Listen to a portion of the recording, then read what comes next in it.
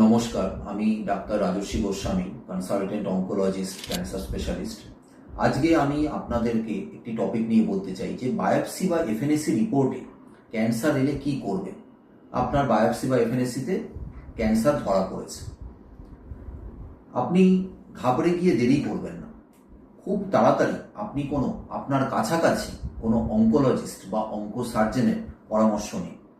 Biopsy বা এফএনএসিতে cancer ধরা পড়লে ডিপেন্ড করছে কোথায় ক্যান্সার হয়েছে এবং কি ধরনের ক্যান্সার হয়েছে, তার উপর ডিপেন্ড করবে যে আপনাকে এরপরে কি করতে হবে।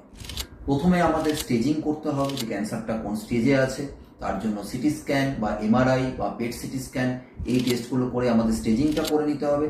তার সাথে আমাদের blood test, complete blood count, kidney function test, liver function test, sugar, thyroid, এই টেস্টগুলো করে আপনার আর কোনো শারীরিক সমস্যা আছে কিনা বা আপনার শারীরিক ফিটনেস কতটা আছে সেইগুলো অ্যাসেস করে নিতে হবে। তারপরে স্টেজিং এবং normal routine blood test, histopathology, immunohistochemistry সব যখন আমাদের কাছে চলে আসবে, একটা সম্পূর্ণ চিত্র আমাদের কাছে পরিষ্কার হয়ে যাবে, তারপরে আমাদের ট্রিটমেন্টটা শুরু হবে।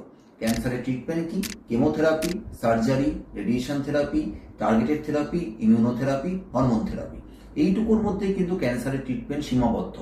এর বাইরে কিন্তু ক্যান্সারের কোনো ওয়েল এস্টাবলিশড ট্রিটমেন্ট নেই।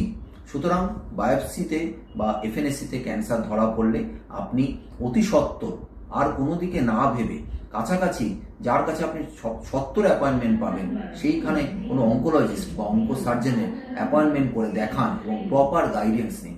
ধন্যবাদ।